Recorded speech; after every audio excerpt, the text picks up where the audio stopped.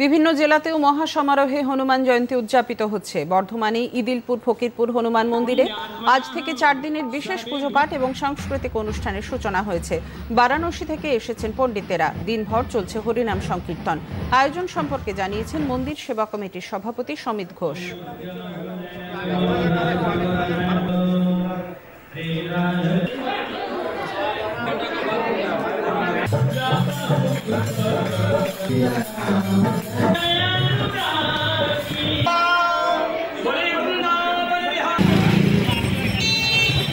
ইদিলপুর হনুমান মন্দির সেবা সমিতির পরিচালনায় আমাদের এই হনুমানজির উৎসব 14 বর্ষে পদার্পণ করলো।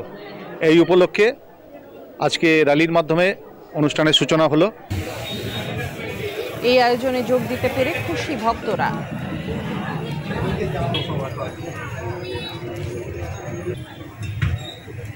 আমরা প্রত্যেক বছরই আসি বাবার মন্দিরে হনুমান জয়ন্তীতে পুজো দিতে।